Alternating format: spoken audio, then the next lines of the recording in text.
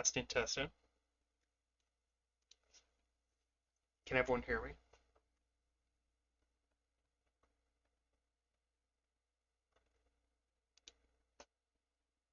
If the audio sounds okay, we will bring in the man of the hour.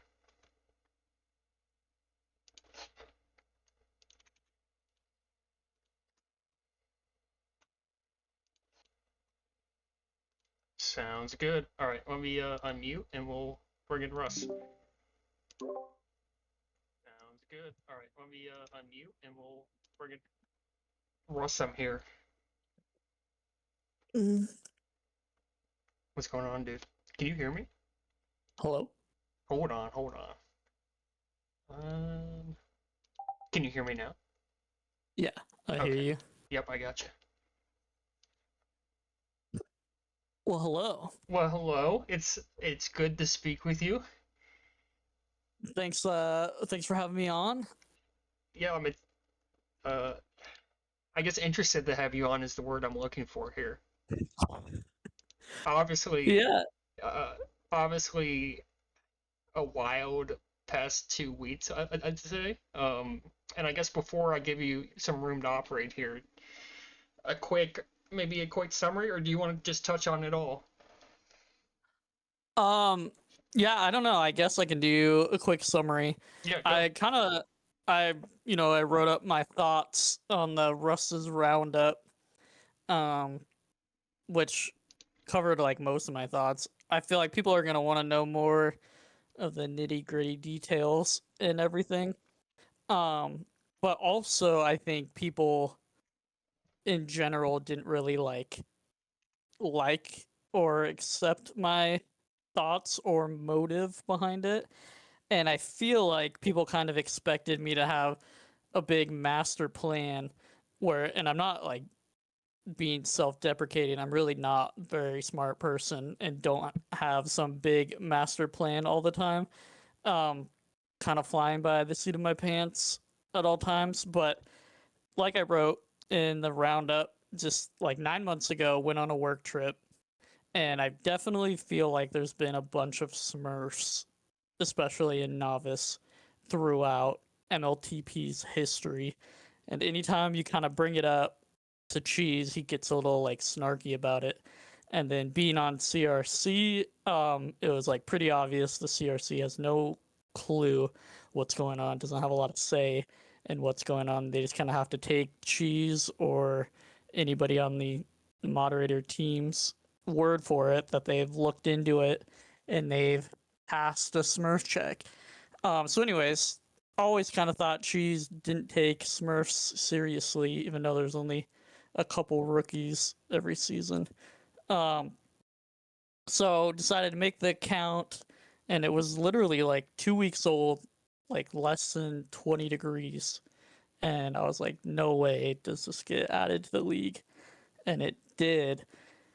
Um, so yeah, I don't know if you have any further deeper questions about that. Not deeper, just interject real quick. So Yeah, the name, and I think maybe this is what helped shield you a little. So from what I understand, there was an old player or an old account with a similar name. Is that right? And I guess was that yeah. intentional on your part, or was that just happenstance? It was just happenstance, but it was like a welcome um deflection. Like yeah, the Baby Shark account without the whatever that's called, connecting the two words. The His last underscore, game yeah. was yeah 6 years, 6 months ago. Um, and the account age though is like almost coming up on 12 years, but they haven't played in 6 years and 6 months. Sure. Um, so yeah, it was like a welcome shield, but it like wasn't intentional. That I searched out and like tried to take over somebody's account. Um, anyways, so that was happened, and I like yeah, I'm dumb, but I was literally not gonna play until I was drafted like as an auction player. And I was like, shoot, I'm not even like a snake draft pick. Like this is a team that actually is gonna rely on an auction player. Um and I like first week I played on my mobile hotspot only, which is like 150, 160 ping all the time. And I was like, okay, this is not going to work. So then got a super easy VPN and just like played on that for the rest of the season. But yeah, I know like people are going to ask. Obviously, I'm really bad at offense, which is part of it. I played, one season of minors offense and it was not good. So I could definitely pass as a novice offender while I'm figuring it out. But even in the playoffs when I was like turning it on, I still wasn't capping at all. Like if you look at the Nooper, I think I only had 3 caps in the Nooper. So anyways, not yeah, obviously I wouldn't go for 0 in the auction as an offender, but there's no world would I would ever get to play offense as Russ in novice. True. But yeah, sure, it's cope, and I still should not have done it. I want to like start off that nothing I'm gonna say tonight is like justifying what I did. Like I realize it's bad, and it did harm like actual people, And so I'm not like trying to justify it yeah, and I want to at add, all. like, and I appreciate you giving us kind of your thoughts behind what happened and why you did what you did. And that was not my intent was to be, number one, try to give you a platform to justify it, which you're not, obviously. What I hope we get to a little bit later is kind of those background reasons as to how and why it happened. Maybe have some further discussion around those points. Not just the Russ Smurf, he's bad, kind of thing. So Yeah. Well, and one thing I talk about a lot, and like I don't have all the answers obviously, but like I do think that people get benefits when they're toxic. Like we always talk about the tox tax. Like there's certain people that are sort of insufferable to play with, and because of that, people don't want to bid them, and if they play, they're going to get on an above average team more than likely. I also want to talk about today the opposite of that, kind of like a reverse tox tax would you that like me to goes show on. that graphic now? Yeah, if you have that. I do. So I'm not trying to say that like I'm this huge administrator content creator that gets reverse tox taxed, but also I'm kind of saying that. So I look up like Balanka, Bamboozler, Fenderfly, PK Poet. These are all people that do like a shit ton for MLTP, right? Whether it's content creation, CRC, all these things. Combined, they have 137 seasons played, and they have 4 championships amongst themselves. So that's less than 3% win rate. Even if you have a season of like 12 teams in a tier or even 20 teams in a tier, you would expect them to win more than 3% of the time. And most of the time it's 8 teams. So that's like what, 12.5% chance to win on average. So the truth, and like what I actually firmly believe is, if you run for CRC, if you create content, if you do any of those types of things, you're going to get overvalued in the draft the way that it's currently set up. And like part of that is people are going to pick you because you're going to show up, you're going to try hard, and you're going to care. But the other part of it is just like you're going to get overdrafted. So it incentivizes you not to captain, not to CRC, not to do any content creation, because people are going to know you and people are going to overdraft you.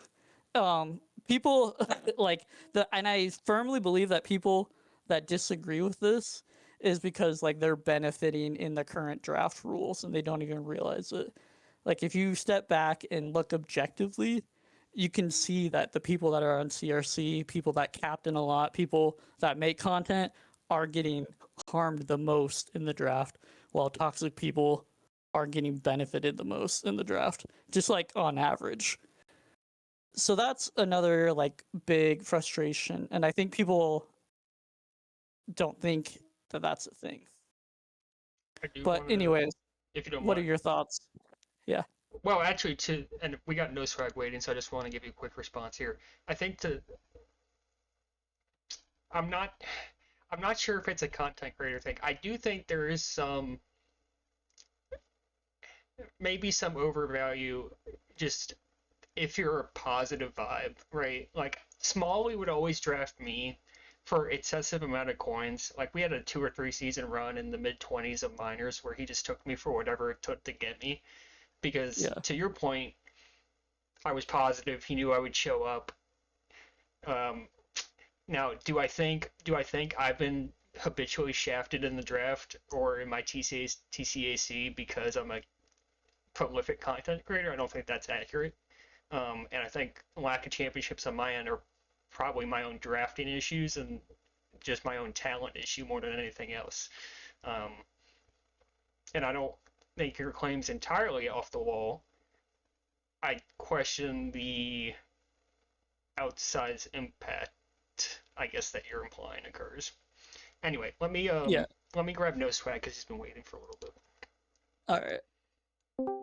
No Swag, are you with us? Yes. What's going on, dude? Not too much. I gotta mute your stream so I don't hear it in my ear. All right, Wait, I well, get to chat with the Russ floor is too? Oh my yours. gosh, so fun. Um, I wanted to. I spent like a little bit of time composing my thoughts on this. I obviously had my gripe with the situation, which I don't think we need to talk about too much now. But I think overall, this is like a life lesson for people. Um, I think that what I'd term it is kind of like a almost like a moral exceptionalism that happens a lot in like gaming and just in like a bunch of different areas. And I think it's something to just be like aware of and um, kind of keeping yourself accountable. When you have rules in a situation where you say, I agree with this rule, I think it's good that it's in place. And then you see like, oh, people are breaking this rule. And you say, well, okay, if other people are doing this, why can't I do this? And this is like, I think, goes back to why people cheat in like Counter Strike or something like that. They're like, oh, these people have walls, so I should get walls too. And it's okay for me to get walls because, you know, the game isn't doing enough to prevent it or whatever. But I feel like overall, it's just something to be aware of. Like, granting yourself exceptions to rules that you agree with kind of leads you into these places where it's very like uncomfortable and a little bit hypocritical and just a tough situation. And I'd love to hear Russ's take on this, if this is a life lesson for him or it's just like game specific stuff. Yeah. I mean, like, I feel like a lot of people are gonna hear me like try. What I'm saying is I'm trying to justify or anything that I did, and like I want to be clear that I don't think me smurfing into novice was a good thing or an acceptable thing. Um, like part of it was I was frustrated with the system of the drafting, and the other part of it was just like my own being selfish and my own ego, which is like bad. Um, so I mean, like I definitely hear what No Swag is saying, and like you play games and you'll see other people cheating, and you're like, why can't I cheat? And then you go and do it, and like you justify it because other people are doing it. But I mean, I'm really not here to justify like, hey, it was okay for me to smurf in a novice. Like I know that's a really bad thing to do, and like I'm not gonna argue with anybody that is mad at me or wants me banned forever. Like I get why they would and why they're mad and why they would feel that way or punished that way. So I I think don't know if that Yeah. answers No Swag's question. well, I think to I mean, marry I those I two was just points. framing Sorry, up go ahead. No, sorry. like yeah, I was just framing up that I think it's just like a something to keep in mind in everything that you do almost. There's a lot of like applications of it where it's like you'll see people fall for these traps where it's like, oh, you know, it's okay to cheat if the relationship is almost over and that sort of thing. So I'm painting it like a very broad picture here that like hold yourself accountable early on when you see these things happening to just say like, hey, I want to I think that rule is correct. I want to follow it. Like, um, I don't know. That's just my kind of like approach to it, and I think it helps Yeah. get you out of sticky Well, situations, I guess. yeah. No, yeah, I appreciate that. Um, yeah, and we can move on Yeah, no if you swag. I want, appreciate it. We but do have a couple other Yeah, people waiting, so yeah, appreciate you go dropping for in. it. we have more Hopefully people. everyone has felt philosophical for just a second. Thanks, That's dude. no swag. Yeah, since we have a few people, I won't ramble on. I do think there's truth to what he's saying. And just quickly to the, well, no, we got too many people waiting. We'll just go. We'll go next. Let's go. Looks like Josh is here. Hey, Josh, are you with us? Oh, hey. Did I surprise you? Gosh. Yeah, should I just jump right into the question? Yeah, please. Yeah. Um, so after like you got banned or whatever, there were some messages in the majors discussions, screenshots of you seeming to ask others to play majors for you on your account. Just wondering if you could like address that and confirm or deny the veracity of them, and I guess how that relates to, the smurfing situation. Yeah.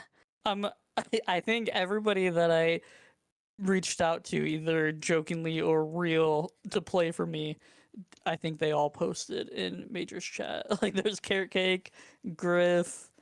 I don't even know who else there was, if there was other people.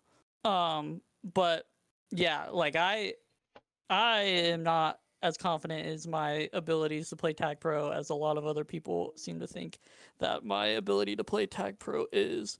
So I like never really wanted to play majors, and I was like super freaking stressed whenever I did. So I was like, God, I'm just letting my team down so bad. Like nothing sucks more than when you're like the fourth ball on the team and you just feel like you're letting everybody down. So I definitely asked people to try to play on my account so I didn't have to deal with that pressure. Um, yeah, I mean, I don't know how open I should be, but um, might as well be 100% open at this point. But there was one point in season 38 where I got somebody clearly better than me to play on my account for a scrim, and like because I freaking hated that season 38 season. Oh, believe me, I asked to be dropped a million times, and I asked to be traded a million times to the point that like Carrot Cake was like, freaking, I hate you. You play and stop complaining. But yeah, so I got somebody to play my account for one scrim, and it went so bad, like so bad. I had really underestimated how much like hearing people calm influences your decision making. So then I just had to go back and play as myself for the playoffs of season 38. Um, yeah. So hopefully that answers Josh's question, if he's still here. Yeah, he's still. Yeah, I'm listening. I mean, yeah, the answers. I just wanted to confirm the screenshots and like, I don't know. I guess it's like it doesn't seem like you care about the integrity of the leagues in any like real sense, or is that true, or what is that? What does like MLTP mean to you? You know? Um, well, I feel like, yeah, no, it's fair to say, obviously. Um, I just see like a lot of kind of, I mean, I don't even want to get into it, especially after what No Swag said about being more accountable. But it's like bad. But you see people like, just game the system a bunch, and it just like feels messed up at times. Um, Yeah, yeah. that's true. But like in my own thoughts, I should never be playing in majors, and I should be like a mid-tier minors ball. And what kind of like black-pilled me to the whole thing was like my third season ever when I was still like not good at all, and I got drafted for 50 TCs in minors and like one of the most expensive balls in the league, and I was like, wait, what just happened? That's like, this is really bad, and that was a rough season as well. And so yeah, from that point on, I'm like, oh god, this draft thing is not accurate at all, and I'm gonna be kind of screwed at some point, or You every think point. people view your skills much more highly than you, and they're wrong, or like you just have a low view of your skill set, or is it like I 'cause you're think West like Coast, or no, I think I play a lot and I talk a lot in chat, um, and that naturally I'm gonna be overvalued like in every draft. When there's I 8 captains and they see Russ's name come on the board, I'm what's gonna the be like most you went for in a overvalued. majors draft? Oh, I think I was always 0. Or maybe it's season 38, it was like 1 or 2 TCs. Okay. I need to Well, I interrupt don't here want to for take over the whole thing, so I'll let Cruel has a question. I'll let him go, but yeah, thanks, appreciate it. Josh. Sorry, I've got to interrupt quickly as I was listening to you speak there. When I hear you Yeah. talk about how you're not good enough for majors, you're not deserving of all these coins. Okay, you can evaluate your own skill level. I think I struggle with, is this not the same sort of manip that is that you're frustrated about other people doing the soft manip thing where I'm not good enough? Why are you drafting me majors? Why am I going for this value in minors? Is that not the same thing that you're upset about? Yeah, I mean, like, I get your point, but I also feel like I'm gonna get drafted and I'm gonna try hard. Like, even if my team's not very good, we'll like try really hard, grind it out. There's other people that if they're not like on a good team, they're just gonna give up and they don't care if they lose a bunch and they have negative 75 cap diff by the end of the season because it's like gonna help them next season or whatever. But like, anyways, I just feel like people are gonna overdraft me, and then I'm gonna show up and like still give 100% effort, and it's gonna be bad. But anyways, So let me bring in Tag Prof real quick. let's hear what Cruel has to say. Hey, what's up, dude? Yo, Welcome to the What stream. hey, man. First things first. I went back and checked our chat history, our DM history, Oh and no. I noticed that there wasn't a single instance of you asking me to play for you. Um, I don't know if that's like an oversight. You just didn't think, or you thought it would be too obvious. Like, Yeah, you're too good. I thought it'd be way yeah, too obvious. yeah. Okay, Yeah. that was what I inevitably came to. Okay, so my question is more about the technicals. How was it quite simply you just started the season in a different location, or did you use a VPN? Like what, like for future defense against this? How easy was it for you to do this? I guess is my question. Yeah, I mean, it is freaking easy, and I'm not smart. Which is scary. All I did was Google for like 3 minutes. What can people see when you play a video game online? And Okay, all sorry. they Go ahead. no, you're good. So all they can see is like your IP, obviously, and like what browser you use, and probably your like FPS or whatever that you're playing on. Um, so yeah, I was gone for 2 weeks. That's when I created the account, different IP. And then when I got home, I was just using a mobile hotspot from my cell phone. That's what I did until the first season or first week of the first season. And then that didn't work at all. So then I just got a really basic VPN, used my same computer, and just used a different browser. Like instead of Chrome, I went to Firefox for Baby Shark. So yeah, I mean, like I get obviously people don't want to call out like rookies because you're a dick if you do that, but it's also pretty easy to see who's a Smurf or not a Smurf. I, Like I I'm don't know. I'm just saying I have some frozen balls in my sights right now. Well, even there, like, are pretty obvious who the frozen balls are, especially if they played in the tournament. You can go look at the website and like see who played or not.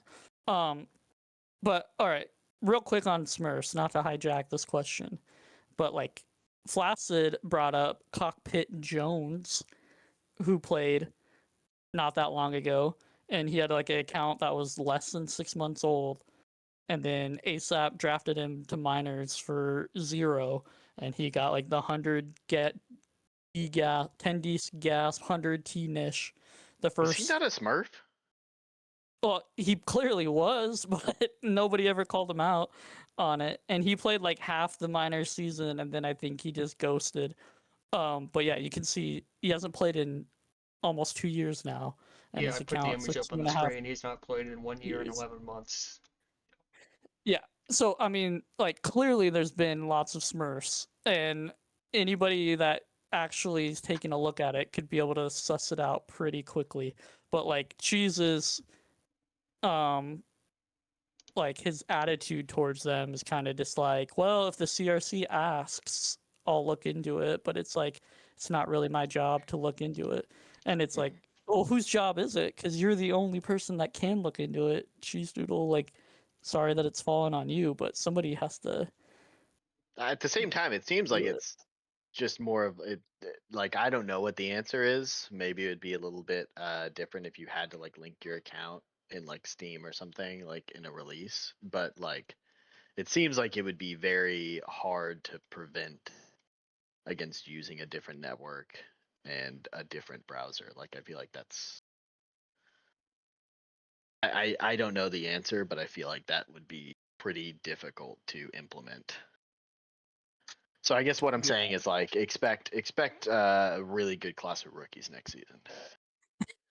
Uh, Well, I think My honestly bad. the greatest strength we have to your because to tap off your and Russ's point with how seemingly easy it is to create a Smurf that even if a mod checks it won't initially out you if you're using a different if you're in a different location, different browser, whatever.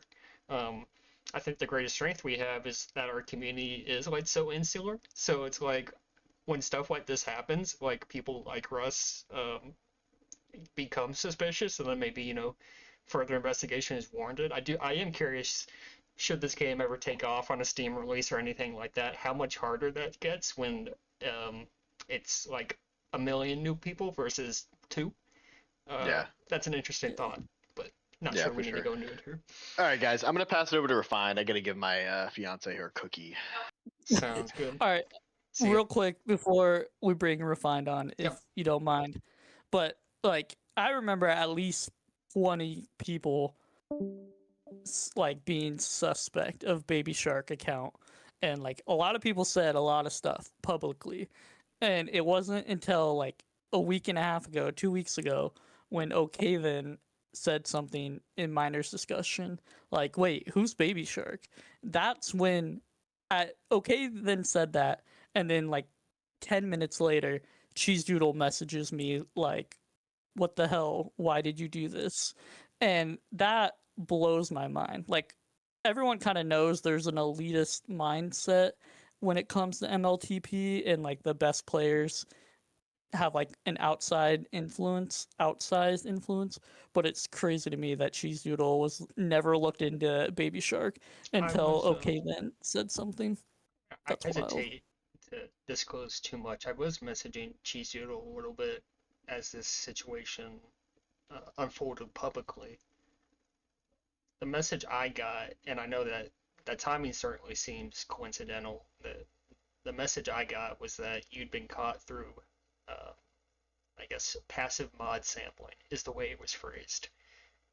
Now, is he being truthful? I don't know, but that's that implies a process in place more so than just waiting for someone to call someone out.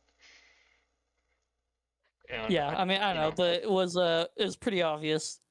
Okay, then said something, and then Cheese Doodle looked into it, and 10 minutes later, messaged me. Like I said, I wasn't hiding it very hard at all for a long time. I think that if Cheese Doodle looked into it at any point between week 2 of season 37 and now, he would have figured it out immediately. Which again, not trying to deflect blame or justify. Like, obviously, it's still on me ultimately. All right, should we bring in Refined? Yeah, 1 second. I want to ask Cheese if I can read more of his DMs on the air here. So just let me type this really quick.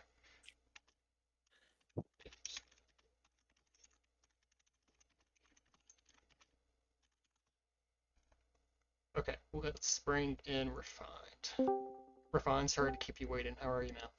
Hey, long time listener, first time caller. How's it going, boys? Good.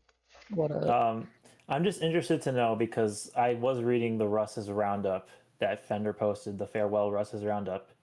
And you mentioned in that you say you're kind of frustrated with the drafting system, and of course you give a lot of the reasons, and some of which we've kind of gone over tonight. But I kind of want to know, sort of like, how big of an issue do you see this as currently in Tag Pro right now? Do you think it's like 1 in every 3 people is like trying to game the drafting system in some way? Like, what would you sort of say, Russ, is like the extent of this? Because if this is like a serious problem, I'm trying to understand to what level. Yeah, I mean, like, I don't think anybody thinks it's as serious a problem as I do. Like, I think it affects almost everybody to a certain degree.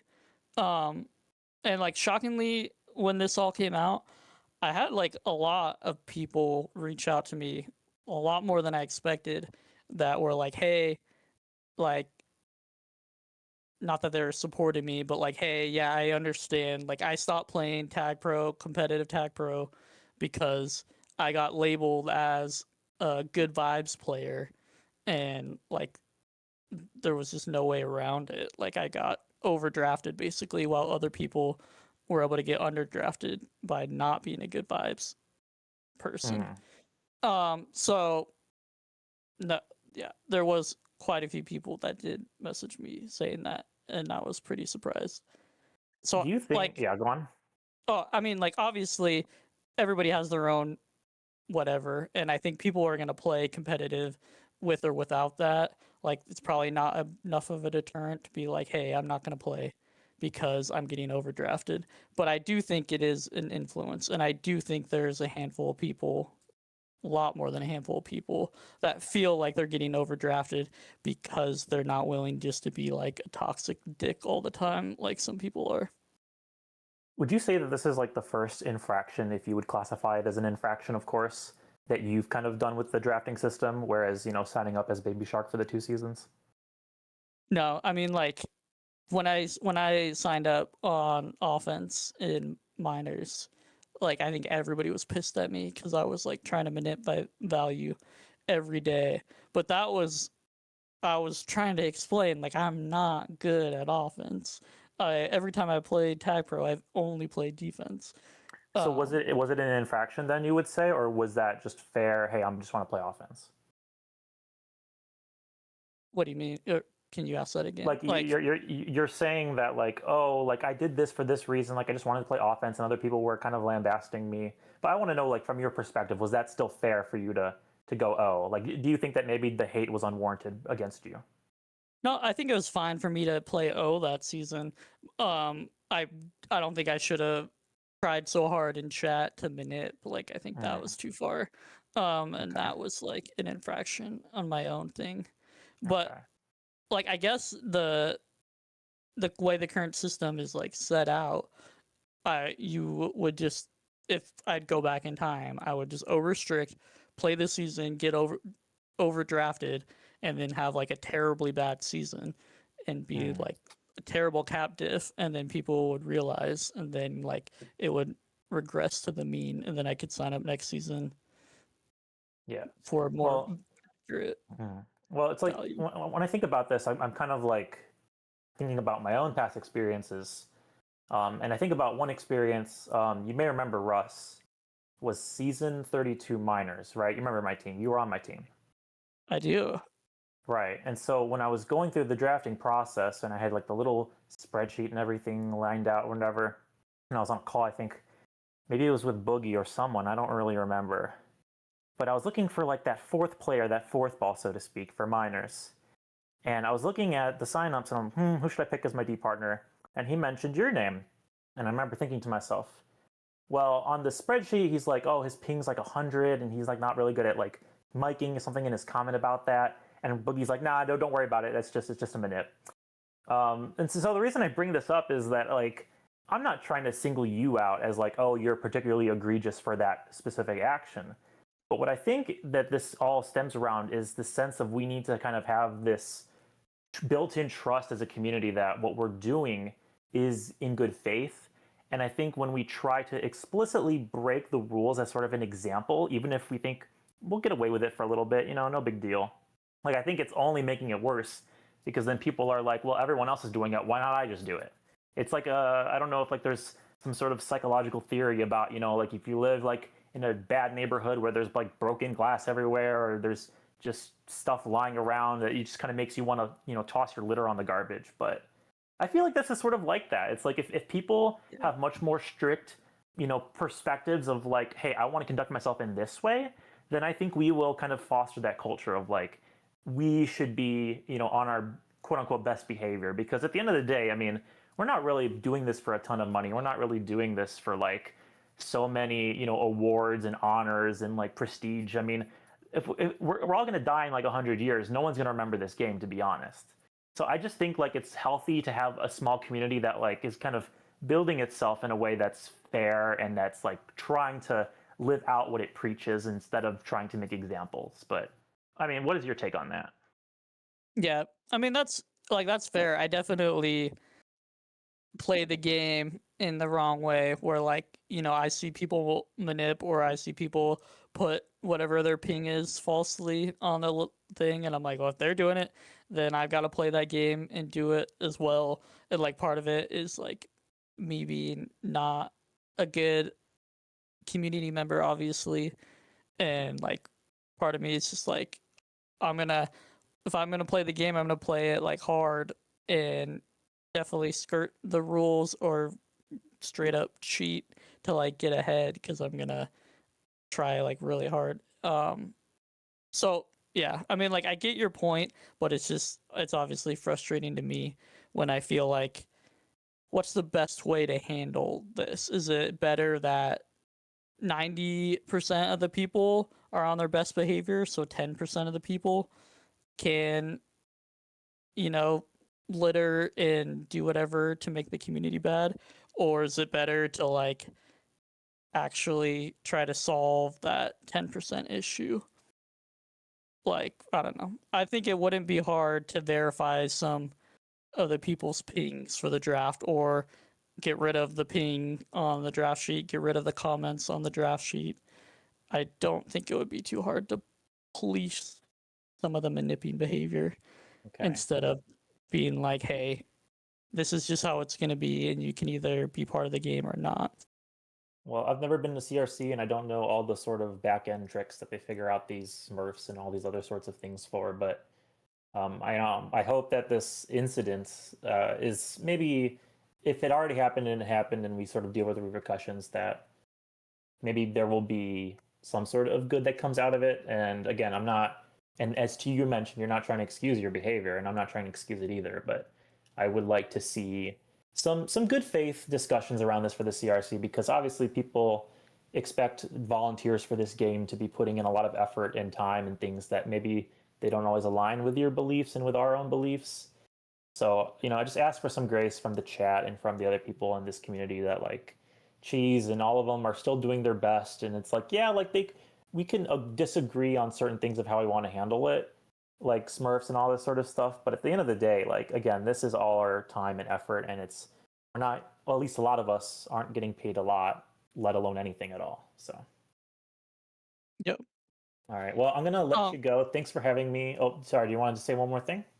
No, like I agree with you wholeheartedly, but also some of my like complaints is it's so just being on CRC for only 2 seasons, it's so freaking hard to get enough captains, and it's so freaking hard to get anybody to like step up and do anything.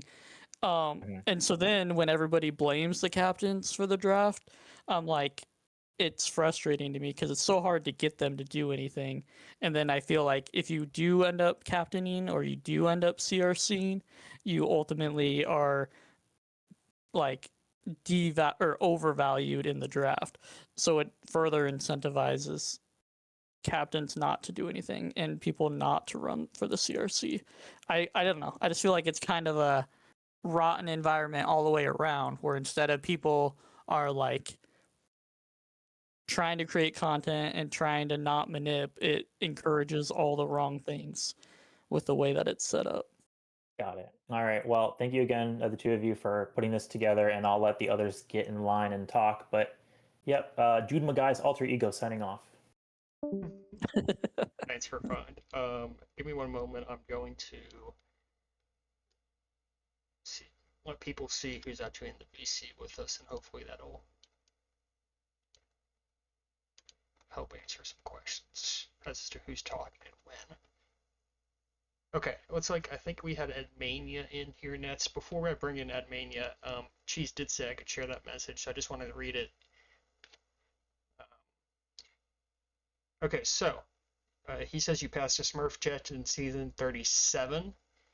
And he said, yes, you passed that Smurf check barely, but yes, you passed it. And then I asked, what does barely mean? And does barely get communicated to the CRC? He responded that you were flagged on initial review for suspicion, and the mod team did a deeper dive into your account. They identified 2 possible suspects, one of which was Russ, but it did not meet the criteria for a conclusive decision, so he was cleared. The CRC was notified that the mods were suspicious of the account, but the decision was ultimately on the mod team to clear him, and the CRC had no reason not to trust that decision. He says if there had been a follow-up at any point after that, it would have been an easy catch, but there was no follow-up, and Russ happened to get caught passively this week through regular mod sampling. So that was Cheese's response to my questions as this all unfolded. Just some context for the chat and maybe for you. Now, Yeah. With that said, let's bring in Admania. He's been waiting a little while.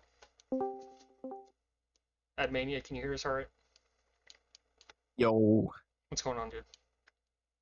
not much. So I'm curious about the mental aspect because I feel like I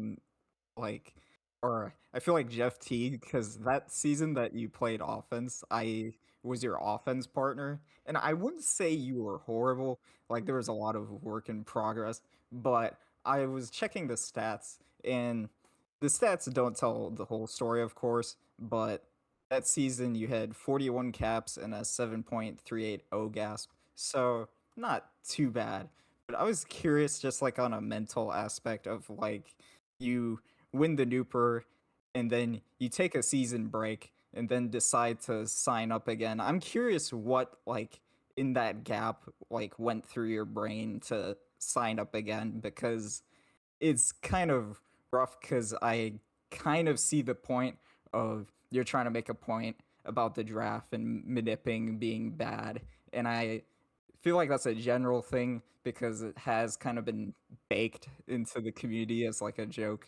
But I'm curious, like, what went through your brain to re-sign up again after winning the Nooper?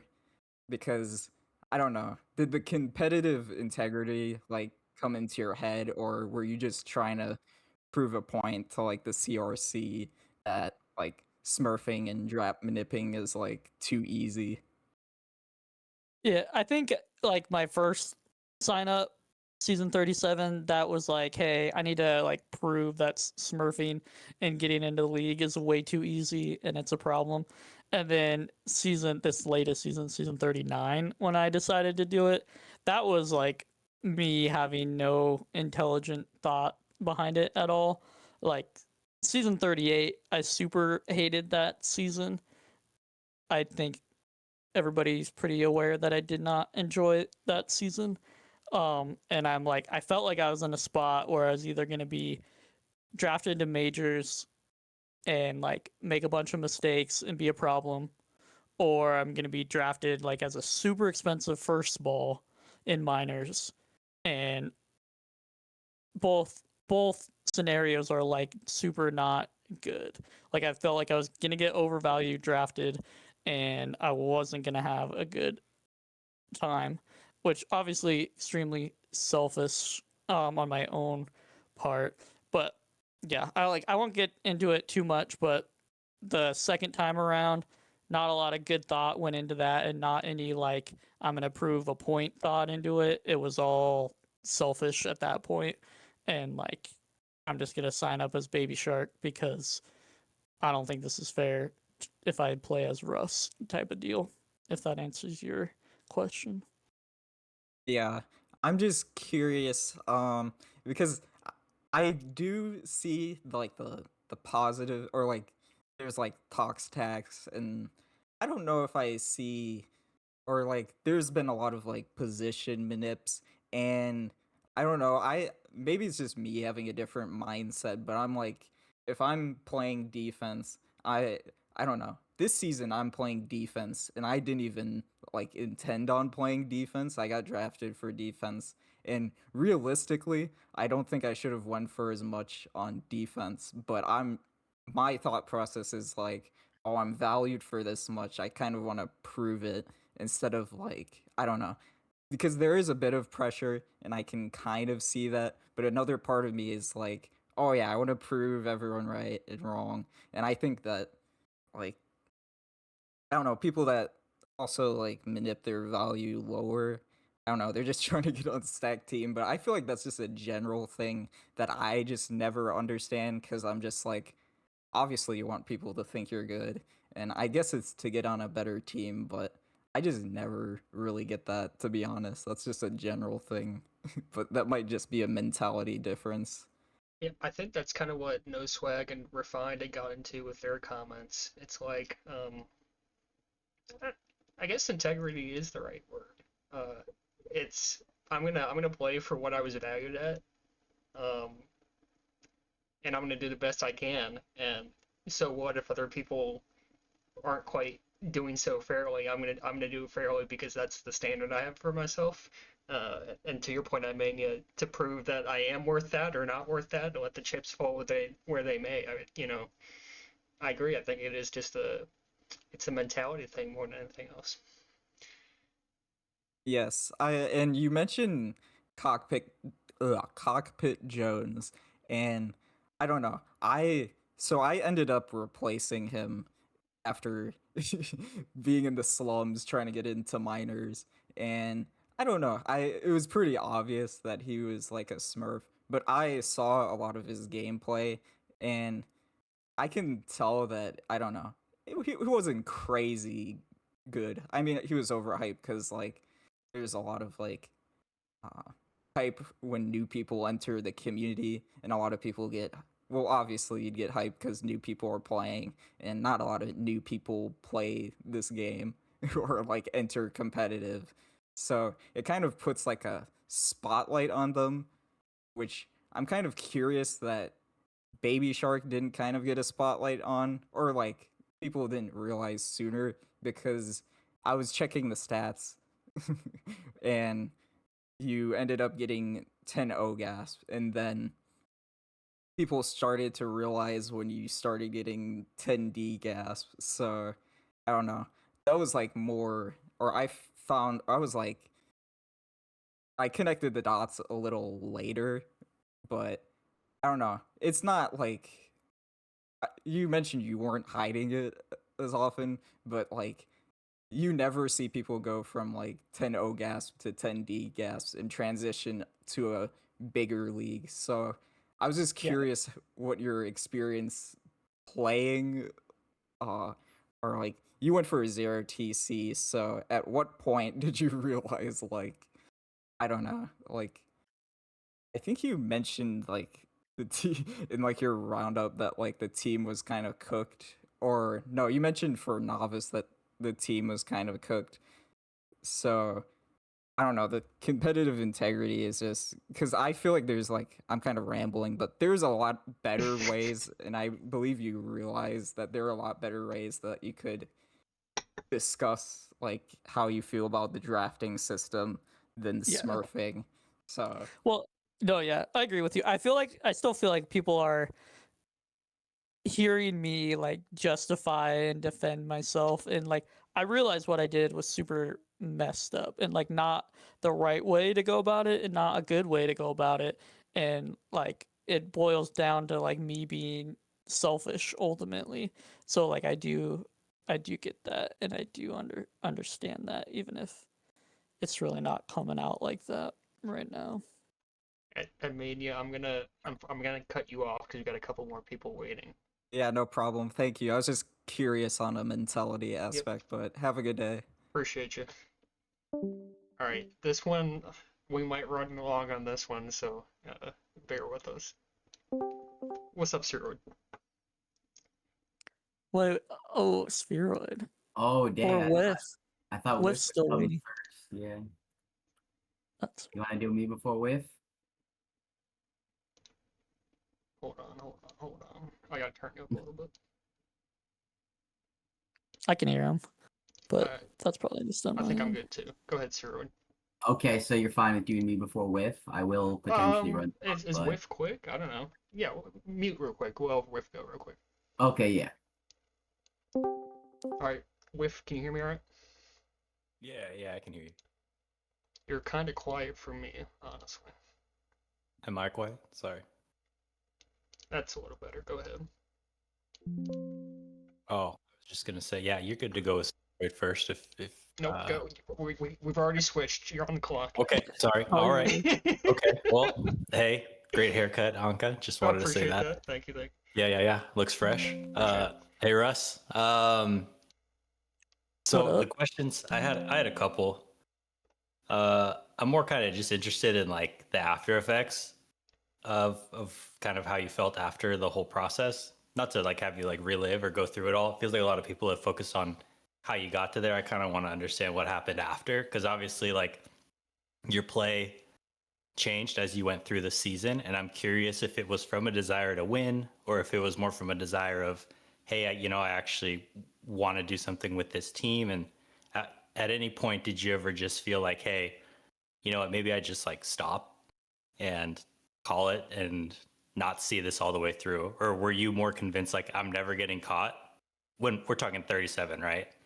Yeah, Hindsight's 2020, but like were you just like, hey, I'm taking this to my grave, it's gonna happen, whatever? Just curious. I fully expected to be caught like every week that I played. Yeah. I was like, all right, surely they catch me now. This is way too obvious. Looking back, let me see. I did take 1 week off on season 37. I believe it was week 6. What team were you on with? I was on Guardian Angles. I was a rookie. Right. Yeah, and I think I took that week off, week 6. And then you guys won like 4-1 against LBT that week. Yeah, I felt bad obviously, but like we already kind of established I did a lot of it selfishly. And like once you're in the moment and like I'm having a bunch of fun playing with Cooler's super fun to play with, Garrett, Ralph, they're all super fun to play with. So then at like a certain point, it's just like part of me is playing well for my own ego, and part of me is like playing well because I want Cooler and Garrett and Ralph to all win. And Yeah. so I mean like yeah, at that point. But I fully expected every week I played, and then especially in the playoffs, I'm like, Jesus, I'm racking up returns while playing offense. Like this is pretty clearly not a rookie who started playing this game 8 weeks ago or whatever. But a lot of people called it out, but nobody looked into it. Yeah, So. I mean, you and I, we already kind of DM'd and talked through it, and it's no hard feelings from my end, just because, I mean, I wasn't really as involved as we got towards the end, but the team, obviously, you want your team to win. So I understand where everybody is coming from at the end of the day. I'm curious more so, you get through all of that, right? And then in the following month, like you beat us in November, you're Nooper, playoff MVP, offensive rookie of the season. Like you've got all these accolades in novice. I feel like you've embodied, like you've convinced yourself you are a rookie novice star who is just ascending. How do you then like go and in season 38 become, okay, I'm running for CRC. I'm looking for all these changes. You have a whole manifesto about the dope trade, right? From a major standpoint. Like, how do you, did it in any way color how you managed, like how you CRC'd the following season, or to a certain extent, even how you played when you got drafted majors to the Cardio Crips? I don't think so. Like, I didn't want to CRC, especially after just smurfing. But I obviously was like pretty upset about the dope no swag trade, and was like, all right, this is kind of insane. Like, I don't know if the CRC just doesn't understand values or player values or what's going on. So I kind of just felt like I needed a CRC out of obligation. And at that point, I was like done with Baby Shark. I wasn't going to play again. But yeah, kind of like what I said, one thing led to another. I did not have like an enjoyable time at all season 38. So I was like, kind of just F it. I'm going back to Baby Shark, and I'm going to just like hide it even less. Don't care if I play defense. Don't care if I get caught. It is what it is. So When you say is what it is, are you more so just talking about just competitive tag pro in general for you then? So like at this point, are you like, I know you received the ban and your initial response was like, hey, it feels a little harsh, or I'm expecting to get something. Hopefully it's not as harsh as I'm thinking, and then it is what it is. So I'm just curious if, like in your mind, you're looking at comp tag pro and you're like, it's broken, and at this point, me playing or not playing doesn't fix anything. yeah, I mean that's kind of how I felt, but like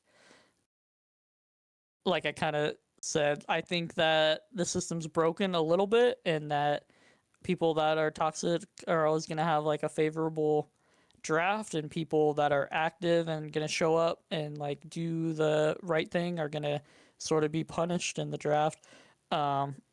So yeah, when I say like it is what it is, like I fully expected to get caught and like banned for a long time, if not permanently. And at that point I was like fine with it, if that makes sense. Yep. All right. I think that's it for me. Sounds Yeah. good. I appreciate you, Whiff. Thanks, man. See ya. See ya. All right, Steroid. It's your moment. Woo! Hell yeah. Spheroid. Well, it'll be more than a moment, but I will try to be direct as well. Understood. So first off, I just want to say you are absolutely right about a lot of the criticisms you've levied. I think we all can see that a player like Dope massively, massively has benefited from being a whiny little bitch for a lot of his career, and he has tons of trophies because of it. And I mean, like, is what it is. But that no swag trade in particular, I think, I just want to say on record, I was on the CRC. I was vehemently against it. And the reason it was passed was not because people thought that they were of equal value. It was because people like BBB, I am going to put him on blast, basically had this thought of, whatever, if the captains want to do it, they can do it. I don't really care. Like, there's just a blasé attitude that happens on the CRC when you become so jaded by just like the process. And you kind of just don't want to go, like, you don't want to fight the system or fight the momentum, rather, because you are the system. You kind of just are like, whatever, if that's what this season is feeling like, if Dope is just not really at his best, and that's just how it is, that's how it is. I personally was against it. There was at least one other CRC member against it. It was a controversial 3-2. But you're just right that something like that should never happen. Another example is like Waterwheel just being dropped because he was being toxic and bitchy and then getting picked up and winning. Like, it's just so obvious when these things happen that it's going to shape the whole season. But the CRC at the end of the day is just a little too, again, it's volunteers. They're just a little too inactive. I don't even want to say inactive, but just like passive, right? There's not a lot of people like me who are just going to spend an hour debating their opinion and like what the nuances, the complex league theory. People give me shit about that, but like, come on, when you look at some of these situations that were fully predictable, and I indeed did predict, like there's just some league theory there that they're not willing to engage with. Make fun of it or not, it's true. Well, And quick question. yeah, Sorry to interrupt you, no, sorry, but yeah, like go ahead. Cheese Doodle's like attitude, like somebody should have followed up with Baby Shark, and Yeah, I nobody talked ever about did. that as well And in the then, CRC chat. like, my question for you is, like, when Taylor Whiff was a rookie, and Taylor Whiff was obviously better than Yeah, any typical rookie. You were CRC, I believe, I was. and like you were like, I guess, how did you handle that situation? And I feel Yeah. like how you handled it shouldn't really be the expectation of CRC. I think Cheese Doodle and the mod team need to be more of an active role on Yeah. like verifying these type of So players. with the Taylor Swift situation, I'm glad you brought that up because I was highly concerned that this player was a Smurf, and I did not want to just trust Cheese because I also agree with you. A second thing you're correct about, Cheese is very pompous and acts like he's always correct about things, even when he's not. He's correct about a lot of things, but he thinks he's correct pretty much 100% of the time. And we both know that he isn't on several occasions. So I don't want to just, go with his word. So what I ended up doing was I reached out to Taylor and I said, listen, there's a lot of suspicion around you. Can I just get you in a VC? I know you don't like to mic, but like I just want to there's some tests I'd like to run, and if you're okay with that, that's good. It's public knowledge now, so I'm fine saying it. But I did confirm that Taylor was a girl, and we talked on VC, and it just that narrows down the possibilities of who it could be. There was just other additional tests we subjected her to, and it just made it a lot more comfortable for us. I do want to interject briefly, and I apologize. I'll make this quick. Yeah. Russ, I just really struggle with this idea that cheese somehow has to be the arbiter of competitive integrity. It implies a marriage between the game as a whole and the lead that's just not there. And the TPFG and cheese in particular have expressed it's not there. There's not this link or join between competitive Tag Pro and the game itself. It's been said multiple times. I struggle with this idea of pushing ownership of um, smurfing onto the mod team. I think that's an unusual, or I don't know if unusual would, that just doesn't make a whole lot of sense to me. That's all I'll say. I struggle with this idea that the cheese is somehow should be responsible for all this. Oh, we lost Spiro. Oh, Spiro left. You're back. Okay, yeah, sorry, that was a misclick. You were basically saying you don't think that the mods should take the brunt of that, but they're the only ones who can do some of those things. Here, it's not the point of, and I'm not cheese, so I'm probably not going to phrase this correctly. He's a much better speaker than I am. The game itself, to me, does not care whether someone creates an alternate account, unless they're trying to ban evade, right? The game itself does not care. So by extension, the mods themselves do not care, and really they shouldn't, unless the competitive aspect of the game is under the umbrella of the game itself, and it's not. I see what you mean. So that's where I just really struggle. The mod team is not really, the fact that they're even a resource for us is honestly maybe more than we should expect. I'll push back on that. I'll push back. We're not talking about the mod team. We're talking about Cheese, and Cheese is the league administrator of competitive, and thus is beholden to certain competitive responsibilities. He's also in charge of the entire game. So when he says that he's a facility for doing that stuff, we expect him to be a facility for doing that stuff. It was very unclear to me. I mean, I've been on the CRC almost as much as anyone, and I kind of thought he was doing a lot more than he clearly was. And then I guess my pushback on that would be, is it's not just a communication gap then? If the expectation is Cheese as a league administrator, if that's a position, I guess he still holds that position. And he does, and absolutely. We have certain He's equal to Poet. Well, hold on, and we have certain expectations for that position. Fine, make that clear to him, and vice versa, and detail what is expected and whether he can provide that to us. that Yeah, he claims again, he can't. you can have that communication. I still struggle with this idea that you can just push it on the cheese and the mod team. That does not make a lot of sense to me. I mean, there's not really another option, but I do want to get back to Yeah, please focusing go on ahead, Russ sir. since he's been oddly quiet in this segment about him, and I do have questions that will directly involve him more. I just want to say, first off, I was super curious. This Baby Shark thing happened a little bit on the heels of Nameless doing his legit nipple scam in Survivor, and he did it for similar reasons you did, Baby Shark, is that he felt like his perceptions were making it way too hard to succeed at the game he enjoyed. So he thought if I freshen up those perceptions and have a blank slate, I could probably win again. And it almost worked for him until he revealed it at the end, and it did work for you. Was that at all an inspiration? No, I wouldn't say Nameless specifically from Survivor.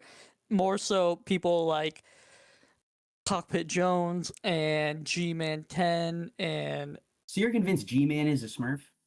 I'm like still convinced that he's a Smurf. Yeah, That's wild. That to me, that feels like some like projection, telltale heart, sort of like your inner guilt makes you see demons everywhere. Because I've talked with G-Man so much, he still is so active in so many discords. Like I've heard him on voice. Like the levels he would have had to go to Smurf. Like it seems a little ridiculous that you're thinking that, to be honest. well, like, what is his main account then? I mean, at this point, it's G-Man. Apparently, he had a different one, but you're right. You're right Yeah, that I there's mean, no like, there's no providence to his accounts. But you also have to remember that he is like super active to the like all the telltale things that you would expect from a Smurf are not true for him. sure. I mean, maybe he's not a Smurf, but I still feel like he is, or he has some account that the general public is He not does. aware of, where No, he has a lot more he degrees admitted on that. it. He's admitted that himself that he had a different account that had more degrees, but then he switched to a different Well, one. sure, but then like, if that was public knowledge to the captains, would he not have skipped novice altogether? I don't think so. I mean, the public knowledge was that he was doing extremely well on his account. Like I didn't pick him up because I knew he was a Smurf. I picked him up because I saw the available information that his account was showing, and it was showing an amazing player in the making. So it's like if I could make that determination, why couldn't anyone else?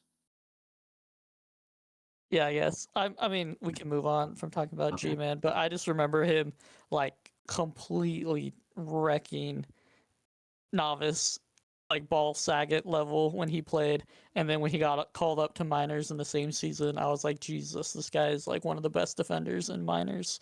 I mean, he was So call that good, whatever you but want, he was but I good, but I don't. do want to say his partner was Button, and that was a big help for him. But and also I was his captain, so you know I did make him pretty good through that. There's so much stuff I had to teach him, Russ. You don't understand. There was so much stuff I had to teach him that if he was truly a Smurf, he's a sadistic Smurf for making me go through all of that little minutia. It's a lot about ball control more than it is about like decision making, and Yeah, his he's a ball mechanical. control was greater than any rookie that I've seen come through. So, Well, I think we should probably just give him the roses that he deserves because of that and not accuse him. Because again, he would have to be such a sadistic Smurf for me to have to go through all the minutia of game strategy and theory with him for weeks and weeks and weeks and weeks closely so that we could win that Nooper. yeah. All right. Anyways, let's Let's move on if you have more. So another question I have is how could the system possibly even be better? Because inevitably, unless we're using like AI that just looks at like raw numbers of stats or something and assigns teams based off that, things are always filtered through perceptions. So it's kind of like you're just saying like the concept of a competitive league of anything is bad because perceptions are involved. Like, what is the solution? Yeah, I mean, like I've getting not a smart person and I don't have all the answers. Like I suggested a tox tax thing where you have to go for a minimum value or you don't play. But And that's also perception because it's just up to people saying like, are you tox or are you not tox? There's tons of gray areas there. People can get screwed sure, because they are or not based on the judgments. Like I don't like think that fixes it remotely. I mean, sure, I hear you. There's no perfect fix. But at the same time, I think the best is just have one objective person picking teams. Well, that's never gonna really work. Okay, then. I still think it's better. And then two, like at some point, it's not objective, right? Like people know that JKXS is a pain to play with, and he's gonna go for less than his value. That's just a Yeah. fact. Yeah. So I will say I think that the new draft system they employ does kind of fix this to some extent because you don't know Oh what yeah, other teams want. So that means I'm you a kind big of fan of Snoction okay, because it cool. does Because I stuff. am too. I'm glad you agree because that was one of the best things I thought about it. Not only did it make things go faster, but I think like that ambiguity of like who is actually willing to go for who means you have to pull the ripcord on those players that you want, like regardless of thinking, oh, maybe I could have gotten them cheaper. So I think we're in Yeah. agreement that's a good fix for it. Um, Here's another question. Oh, this is a very fun one. So how much were you doing intentional wote as Baby Shark to kind of make it seem like you weren't a majors caliber player? Because I talked with Borges and Beef, and both of them said you were doing some stuff that made it feel like you were not always playing at your highest level, and you also have insinuated that. How is that process? Well, part of that again, I think, is people overvaluing how good I am. Like this season, I wasn't doing anything different than how I would normally play. Like I was just playing as Russ and talking as Russ this season because I did not care and fully expected to get caught. Um, like there one time I remember one scrim, like I boosted backwards from a Marie just for fun, and I probably wouldn't have done that if Oh I no, was. you do that all the time. I've seen you do that. But yeah, also just chasing returns. Um, the first season in novice, I was like a little bit more limit testing because I've never really played offense that much. So I was definitely like just taking a lot more aggressive grabs than I normally would, and doing stuff like that. But you also clearly turned it on in the novice playoffs because you went from a good but not standout player to the top most statistically dominant player. So clearly you were like, okay, time to be actual Russ now to some degree. Well, yeah, I don't know. I remember one game I had like 4 minutes of hold on Sugar Hill, and we lost like 1-0 or 2-1 or something, and I was like, all right, this is insane. So then you can look at like the playoff stats, but I didn't cap very much at all. Like I literally just was getting returns and kind of clearing the way for Cooler to cap. But yeah, I definitely turned it on harder in the playoffs. And it sounds like in minors you were just playing exactly as you would have. So that Yeah. brings me the question: do you think that Borges or Beef knew in their heart of hearts? Like, I don't want you to, I know they're your former teammates, and I don't want you to like Yeah. drag them down. But like, let's level. Like, do you think they kind of knew? I mean, honestly, I haven't been like in a VC with Borges hardly at all, and I don't think I've ever been in a VC with Drufa. Um, like my first season in novice, I didn't talk that much. Like I don't really like to talk that much when I'm playing anyways, so it's a good excuse to like hardly talk at all. Um, this season was I talked like a lot more, and they had their suspicions, but it's like it's kind of like anybody. I think they don't really know what's going on, and it's like it's not their responsibility, and they're not gonna like accuse someone just in case they're wrong, you know. Yeah. So like it's same thing with the first season novice. I feel like Cooler and Garrett probably had like their suspicions that it was me, but like nobody was really gonna say anything because they don't know for sure, and it's like not their responsibility to call it out. Yeah, I think that maybe is part of the issue, though. I feel like you probably should say not that I even expect a person to. I mean, I had a Smurf on my team that I wasn't really. I was very 50-50 about it, but it wasn't like I had any concrete proof, so I didn't feel like um say anything. But I also think we should encourage people that if maybe even incentivize. Maybe there's an incentivizing structure to it. But Yeah, turn it into the IRS, and you get some exactly. of the prize money if you turn into small. Or turn it into ice to be a little bit more edgy, as I am. How do you think the Nooper should have been handled? Like, I was part of the committee to determine how we should go back and handle that Nooper. Do you think it was fair that your team gets to win on the back of having a free majors player, or do you think that we should have organized some sort of rematch? Do you think that the Guardian Angles were just the true deserving winners of that Nooper, given that you were so busted? Yeah, I don't know. It's like really tough to say because like whenever Ralph and Cooler and Garrett were not in the game, like even if I was trying my hardest, my team was like getting smashed. Um, so like you need like obviously Garrett, Cooler, Ralph like contributed a lot more than people are gonna give them credit for. But like in my, I was making the decision, which I'm not. I honestly would just give it to the Guardian Angles, or I would have them replay like the final four with the team that came like in third and the team that came in second.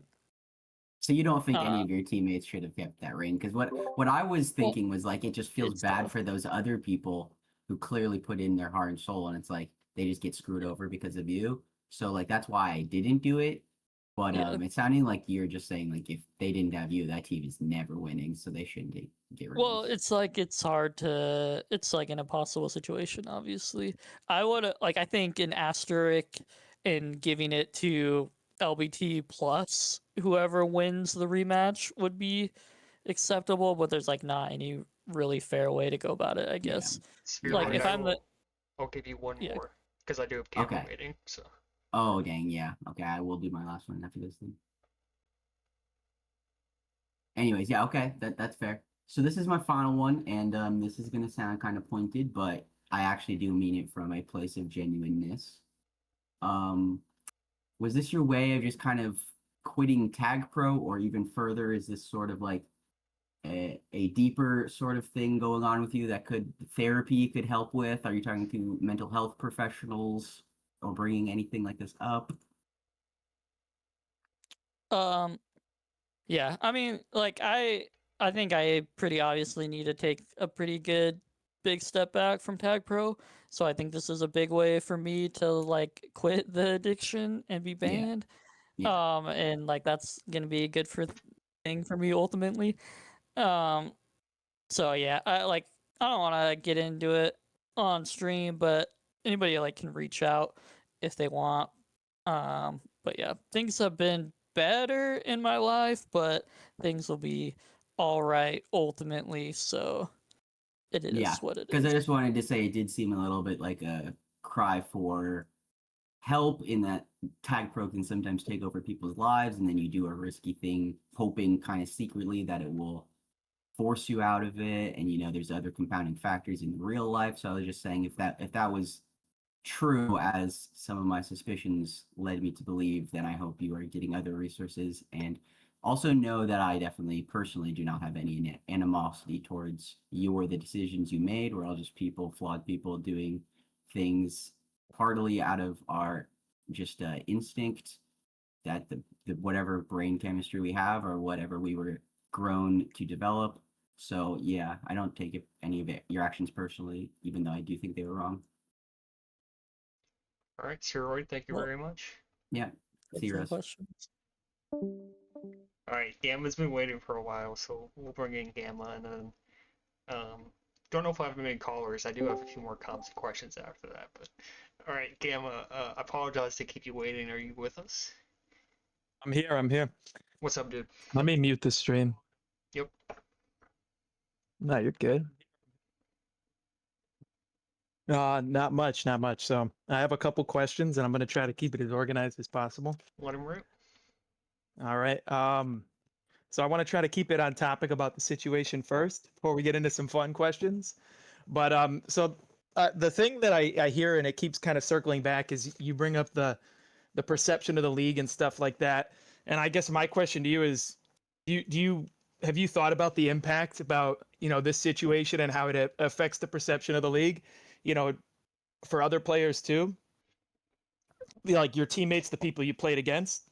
Because I think a championship is ultimately the goal, and people getting a fake championship and who should have got the actual championship, it raises and lowers their perception in the community. So yeah, like what's the question ultimately? Like, did I think about all the things that it was gonna affect? Well, so like again, the goal is to get the championship, right? So like you have teammates, I kind of agree with Spiroid about like, I mean, well, actually, when you were talking with Spiroid, you were talking about like, obviously you needed, Ralph, Garrett, and Cooler, but do you think they could have won if it was somebody else against that stack Guardians of the Angels team? I mean, honestly, no. I think the Guardian Angels team wins that. Sure, I agree, but having that championship, doesn't that change the perception of some of the players on your team versus some of the players on their team? I mean, yeah. So like, do I think maybe subsequent seasons, Tumblewood, Porps were undervalued while Garrett, Cooler were overvalued because of season 37? I think that's fair to say. Yes. yeah, and another thing too. I mean, like from somebody who's played novice a lot, when you do see a good player, you guys talked about G-Man, right? A player like Tumblewood or Porps who was really good, probably one of the best players in the league, during that season, and a rookie comes in, Baby Shark. I'm not saying that's the reason, Porps, for instance, maybe took a break, but it could have influenced his decision. If he were to win that, he comes back in season 38, he's higher valued, this. Mm-hmm. You know? Yeah. No, I agree with you. And like and another thing, and I'm not trying to attack you, I actually like you, but when you do your power rankings and stuff like that, like do you think how do you think that impacts the perception of other players in the league? Oh, I can mean, I like, real quick? We gotta say, I yeah. don't know if you meant this game. I think that's actually a super interesting question. How does content impact a player's valuation? I think is super Yeah. interesting discussion. Yeah. Anyway, Russ, go ahead. Um, I don't know. Like, I think that the people who read about themselves often will take it like way more personally and to I heart than agree like from than any experience. of the captains. So like if I'm like writing, hey, I think Fly is overrated all the time in my power rankings, that doesn't, in my opinion, affect her value or what the captains are going to do in the draft. But like oftentimes the player reading it will take it to heart and like try harder or whatever to prove me wrong. So Sure. I I don't think it know. definitely influences gameplay and decisions, especially like one-on-one matchups and maybe stats, because stats do paint a picture. But Yeah. but those are more of the serious ones. And another thing you brought up, I don't think I was around, or I was just a rookie with the whole Cockpit Jones stuff. But we were talking about the G-Man thing, and I'm just gonna go over it briefly. But I do think that he's not a Smurf, and he was also in a very good situation. He had a very good captain in Spiroid. He just also had a really good team too. He had a Jukester. He had Bambi. It was just a really good team, and I think it brought out his specific skill set, and I think Spiroid optimized that. All right, let's not give Spheroid too much credit here. Sure. Okay. And okay, this is I think the last serious one. But so you talked about being on the CRC and stuff like that, and the CRC having their suspicions and stuff about like certain players, and then you have to go with the mod team.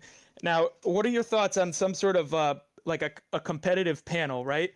Aside from the CRC, that's a mix of like mods as well as maybe these elites, like an OK then.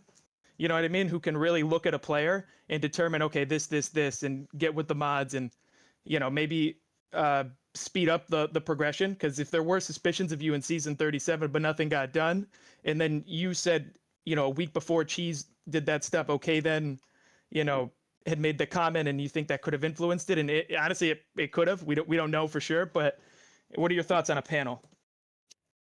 Yeah, I mean, honestly, I still think the best way to do it is like somebody sort of pick the teams or like every system's gonna have issues and stuff, but I feel like Tumblewood's objective rankings from Ranked Tag Pro does a lot better job than like captains or anybody or the current draft at like actually getting players' true values. Sure. But yeah, I don't know. I don't have I, the answers.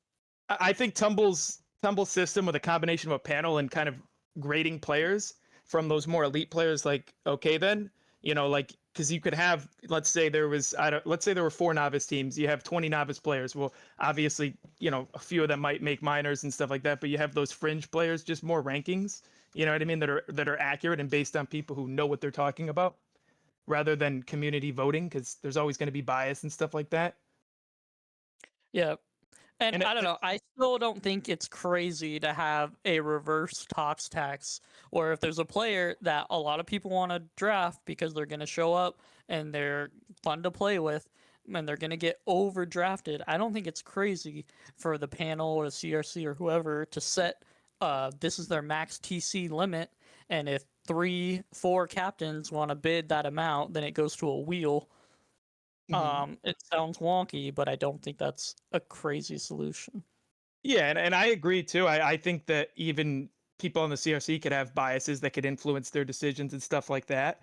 And again, I wasn't too serious in the committee at the time, but when I think it was Spearwood gave the example with like with the whole dope situation and how he was able to get kind of a free super out of that.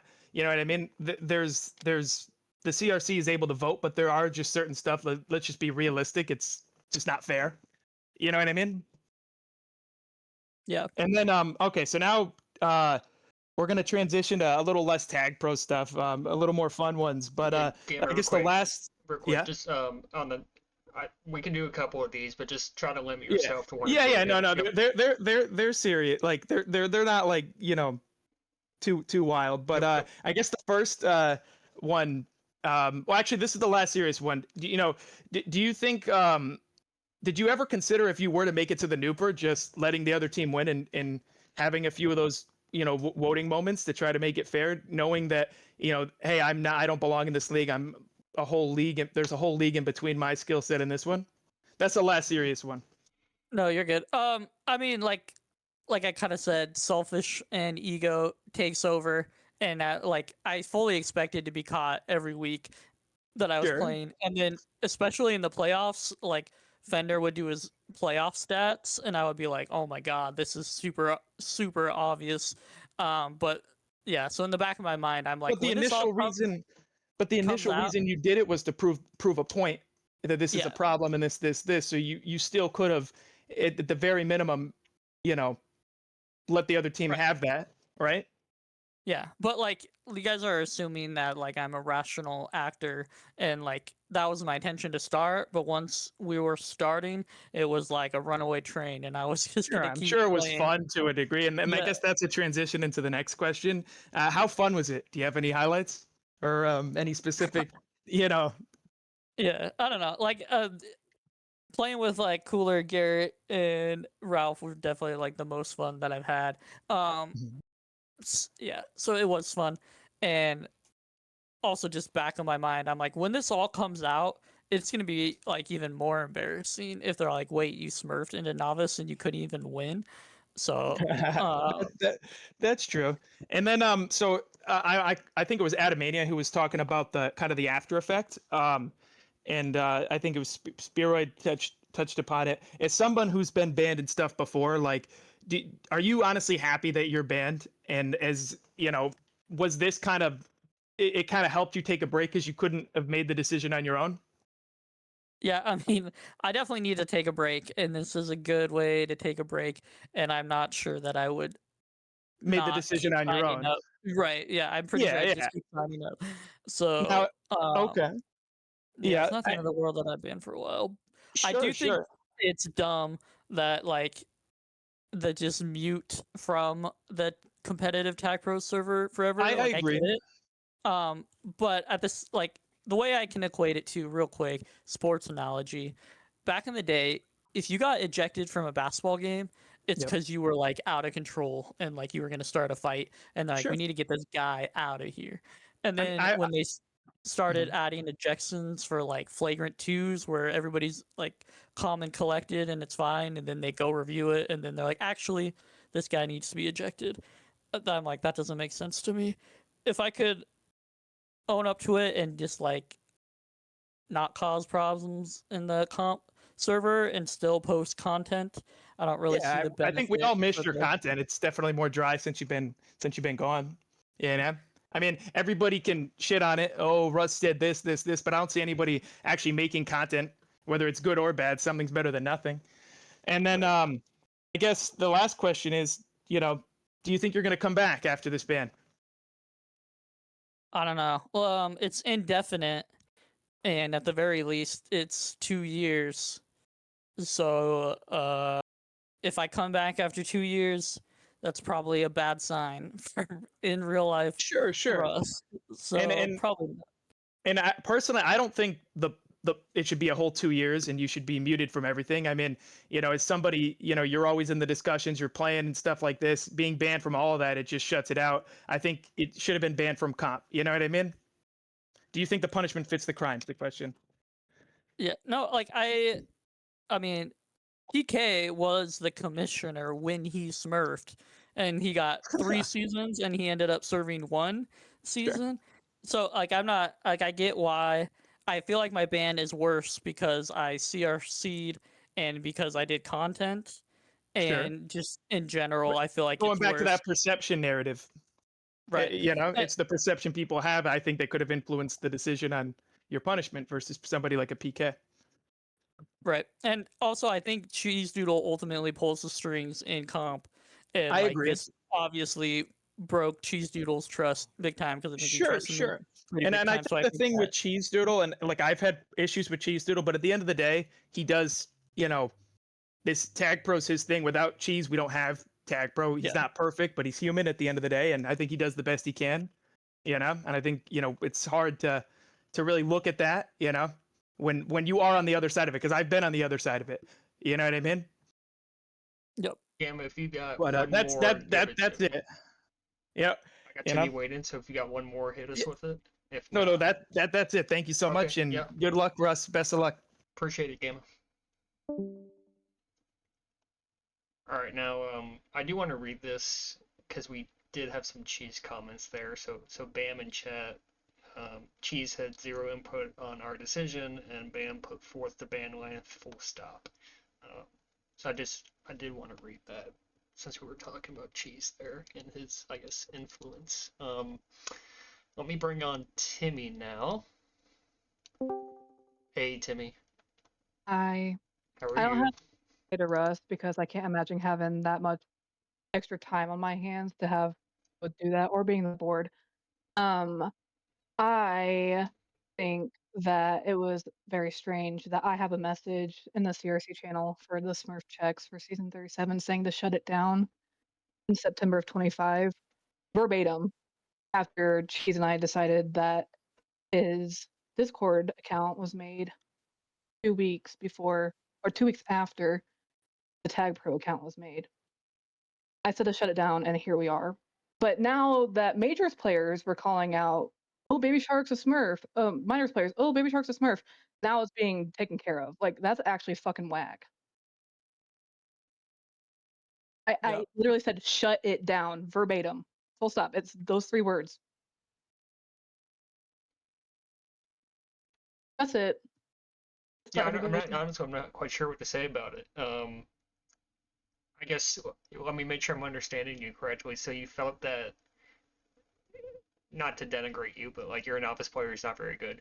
No, that's you think that you carry less weight, I guess, in the CRC, and then by extension, I guess, with Cheese and maybe the mod team and the community as a whole, and I guess making these sorts of determinations, is that the right way to put it? I mean, let's see, season 37, that was probably my 3rd season CRCing. I wasn't new to it.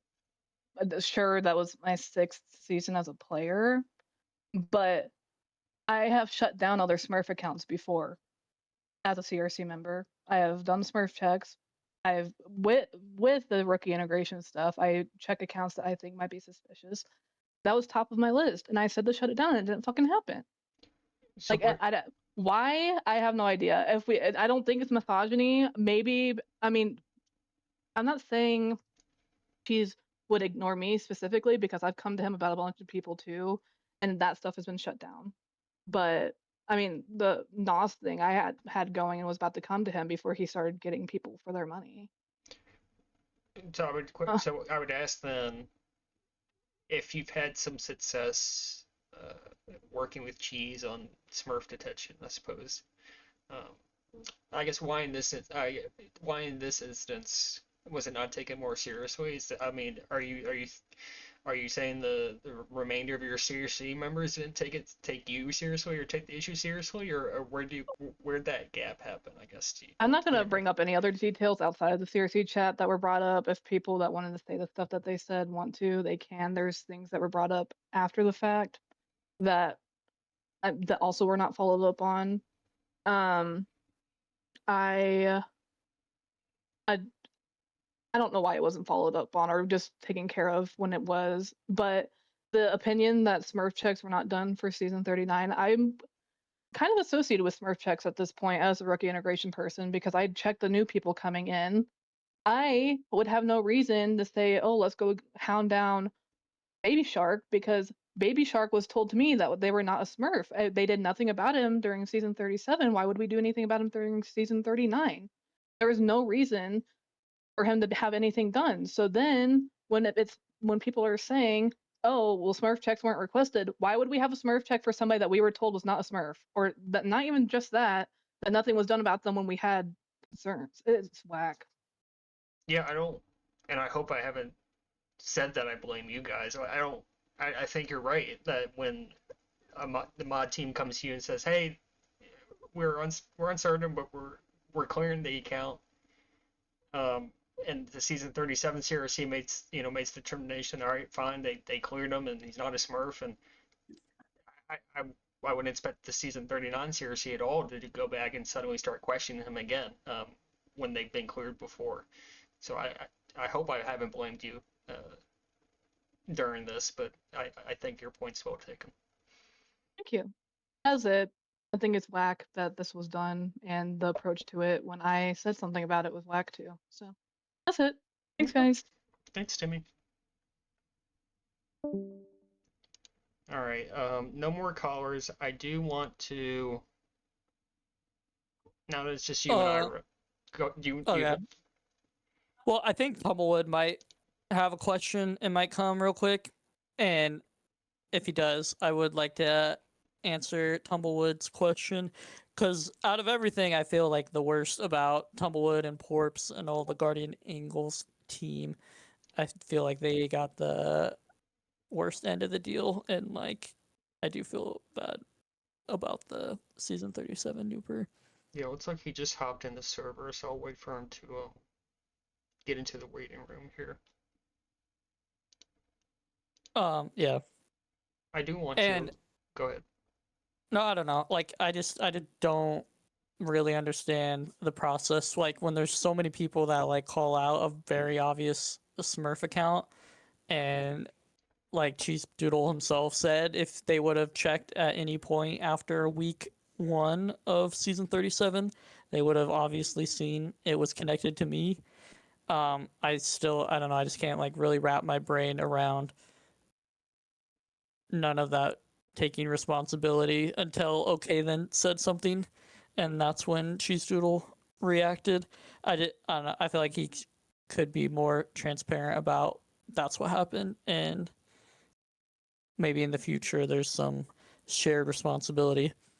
And I just want to. Tumble is here, so I just want to make this clear very quickly. So when I read that response from Cheese to me about you were caught through passive mod sampling, is the way Cheese phrased it. That is not how, to you, that is not how it happened. No. To you, it is OK then said something, Cheese checked into it. That was the result. 100%. Okay. I don't see how there's any other way to, from my perspective, to see that's how it went down. Okay, let me dread Tumble in now. Hey, Tumble.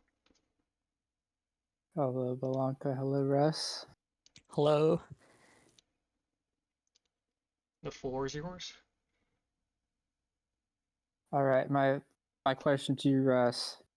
Apologies if you answered this already. I saw in your little write-up, your initial motivation was to like make a point about manips and stuff, and then it was like, oh gosh, this LBT team could really crumble, if I don't play. And it seemed like throughout the season you just started playing better and better, and then playoffs were your best performance. I was just wondering if and how your motivation and your style changed through that time. Yeah. I talked about it a little bit already. Like the first week I played like on a mobile hotspot and there's this 150 ping and I was like, okay, this is like not gonna work. So then I just got a basic VPN and then it was a lot smoother after that. And yeah, like my first intention were, just to be drafted, snake player, ghost, and then I felt like a little bit of loyalty obligation when I was drafted as an auction player. And anytime that it wasn't Garrett, Cooler, and Ralph in, LBT like really struggled. But I guess as the weeks went on and I got like just more selfish and ego about it, I was like trying harder and harder. And then like I missed a week, I think, against you guys in week 6, and I think LBT only won 1 game out of 5.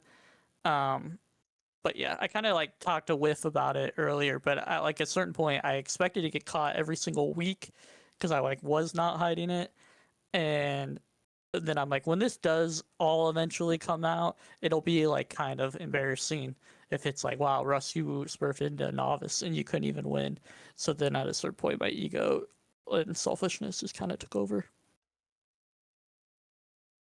Got it. I don't know if that Thanks for answers answering. your question. But Yep. I do apologize because I do feel the worst about the Guardian angles, and they got like the raw end of the deal out of everything. So I know that like doesn't mean anything, but I do apologize. Yeah. Sucked at the time. Had a good laugh about it when the news came out. It's all right. Thanks for answering, Russ. Yep. Talk to you later. All right. I don't want to keep this going too much longer. It's been a long stream as is. I do want to spend a few minutes on, and I've heard I don't have the answers, I think 20 times now, and I don't want to get mad at you, Russ, but that drives me insane. You can get mad at me. That's If fair. it's just if I'm going to do something to this hit stream, to make a point about how the system is broken.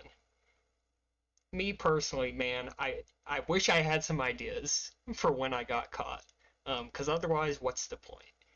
And so what I would like to do is hopefully we can explore what an equitable solution looks like to address draft manipulation, toxicity, blah blah blah blah. And gosh, we've talked in circles about this since I've started playing Tag Pro back in season 8, which I think is, God, I don't know, 5-6 years, who knows. We've touched on it briefly with a couple of different callers. Give me something that you mentioned the tots at tats. I guess, is that your one and only thing you've thought about to help address some of these manipulation issues? Yeah, I mean, to me, the most fair way is a person or panel of people coupled with Tumblewood's ranked ratings to pick teams in a fair and equitable manner. Number one way that I would think would be most fair. Number 2 way that I've suggested would be like a tox tax or a reverse tox tax for certain players. I do think it's still insane that those 5 people I listed with 137 seasons have only 4 championships because they're consistently overdrafted. But like obviously none of these are gonna go well for everybody because people are either not gonna acknowledge the problem or they're benefiting from the problem, and so they're gonna have a bias and they're not gonna see the full picture, in my opinion, of what's going on. So yeah. I want to go back to Uh, that player panel thing because I think that's the most interesting point of discussion.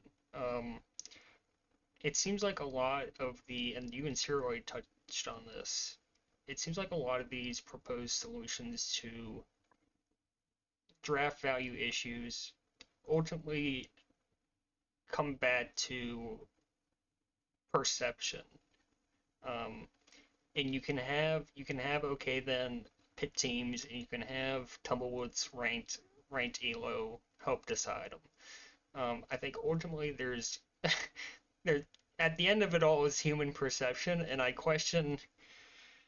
um, I question whether we can ever solve that, and whether that's even worth trying to solve more than we are now. well, can I just interject real quick? Yeah, go. In Pub Scouts season 39, that shouldn't happen. The team that they have, like, that's a problem with the draft values. People are going to point to XCV and his manip comment, but like it's not just XCV and it's not just one player on that team. It's like that team should never be formed. You can blame the captains. Captains are hard enough to get, and there's only 6 of them. But like there has to be a better way to make the teams than whatever they did for novice this season, because my understanding that team is undefeated and has a positive 75 captive through 2 weeks. Yeah, it's And pretty substantial. yeah, like, and then we're 2 weeks into a 7-week season. Like, what are they gonna go for? Plus 200 caps? Are all the frozen ballers never gonna play again because there's just a cracked team and nobody is having fun? Like, I don't, there has to be a better way. Sorry, I'm messaging Cheese right now.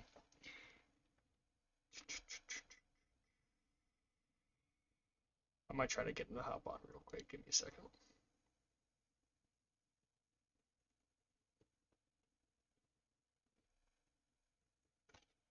Oh no! Wait, you're gonna get cheese noodle in here? Potentially. I'm mostly curious to ask Cheese because we've had a lot of people, including you, I think, push this Smurf responsibility onto him in the mod Yeah. team, and I'd be curious about exploring his opinion of that. So Do we'll see if you it's up. do you think that there's zero responsibility on cheese noodle here? As Here's what far I as think. I think the only reason that there is responsibility on him is because he was a comp player first, right? He was a comp player, and he can correct me if I'm wrong. I believe he played comp prior to becoming head mod, certainly before he became leader of the TPFG. So there's just an inherent link with him personally, and obviously we CRC for a long time. There's a link with him personally that links him to competitive, but it's not really like if we really take him at his position as leader of the game of Tag Pro, really there's no overlap there between him and a competitive league. It's only that he's been such a part of the competitive ecosystem that I think implies some shared responsibility on him. I think if we look at the overall relationship with the game and the competitive aspect, there is no overlap there, and I think Cheese thinks there's no overlap there. So I think when we try to say, well, the game's leader and his mod team, they need to help us chet Smurfs. I think that's only the case because Cheese has been such a part of the community. I don't think really it's their responsibility. I think they could very easily say, well, that's not our job. I just think we're fortunate with the help that we get, and yeah. Anyway, looks like Cheese is here, so I'm gonna drag him in. Hey, Cheese. Good evening. How are you? I'm doing all right. How you doing? I'm well. I'm glad to hello have you. cheese. Hello, Russ. So, we were DMing Cheese. I did. To your point, your name has come up a few times here tonight. I think largely in connection to what people think is your responsibility to help the leagues with Smurf chats. And it seems like there's I don't know if misunderstanding is the right word.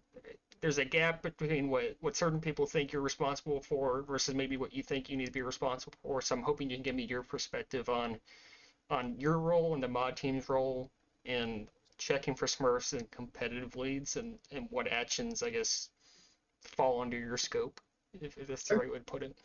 Yeah, I caught the tail end of what you were saying before I joined about the overlap and all that, and I think that's the correct angle to take on it. It's hard because I was so integrated with the league as I was also becoming a mod. So I've kind of created bridges that didn't exist between the league and the mod team in the past. To give you some history for context, before I joined the mod team, before I even joined the leagues, how it used to work is a big list of player names would be sent to Sandy, the previous head mod, and he would just respond yes or no with all those names, and that was the extent of it. There was no follow up, there was no digging into it, there was nothing like that. That got a little bit better once there were some moderators who were in both, so moderators could do their own checks. And that's kind of the system that exists today. Is there's no one person who's in charge of Smurf checking for the mod team. We do have about 10 members who are all capable of it. I happen to be particularly it's a funny stream to say that I'm good at it because I obviously am not, but I'm the one who tends to take the lead on this because I have the best success with finding them. And so over time, as I was the one who was having the list in the first place and the one who was going to be taking the final check on the list in the end, I just kind of became the guy who checks the whole way through the process. And as a CRC member, I could do that a little more regularly because I'm obviously in the middle of all the channels. I read everything that's going on. If there's a suspicion, I can follow up on it pretty quickly. As I have sort of stepped back from the league and handed off a lot of my responsibilities, it's shifted back towards that old dynamic of Sandy getting a list and responding with it. So it's not quite that what's the word, segmented, if you will. Like Timmy is very involved in it. As she mentioned, she comes to me with a list of rookies. We talk through all of them. I'll say yes or no, hold this person. I need to follow up on them, all that stuff.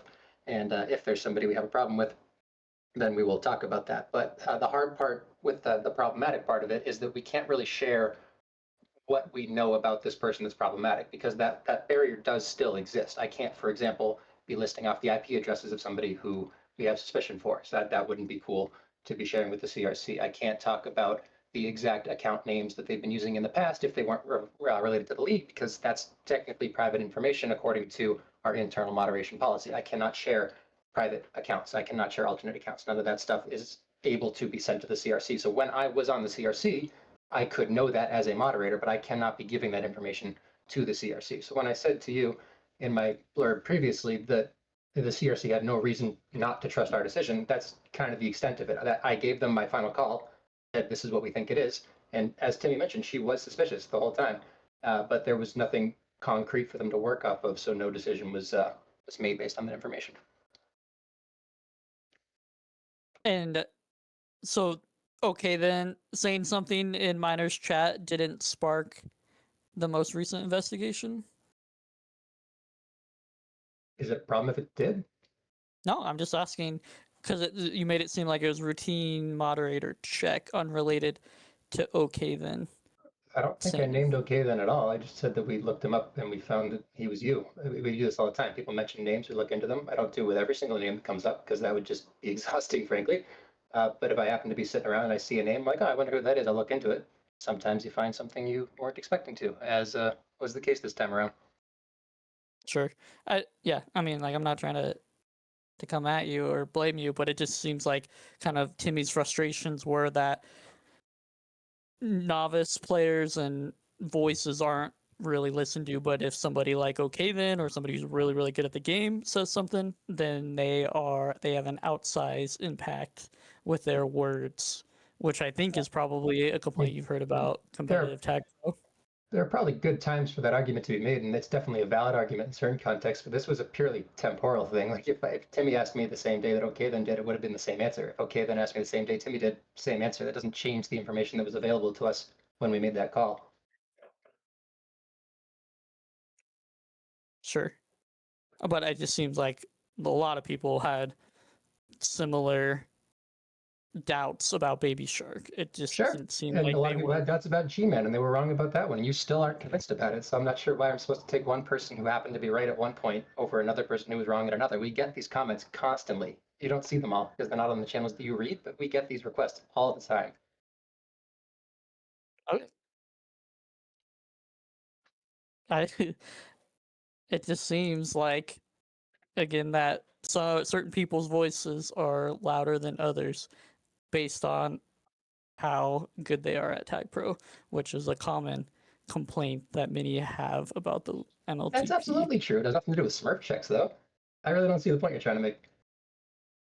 Okay, I mean, I feel like I've made it ultimately, and so that's fine. Did you have any questions for me, or Balanka just? Yeah, no, I had really just wanted to shed some light on the relationship between Cheese and the mod team and the CRC, because it seems like that was an unknown, even for some CRC members.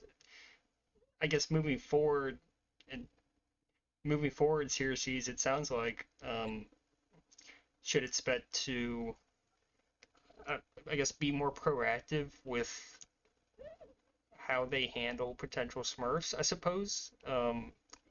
Because to Cheese's point, he's not, you know, if we're segmenting it to where it's more like how the former system was being implemented, where it's a list of names they need to talk about, and they're either cleared or not cleared, and that's kind of the end of it, unless there's further discussion.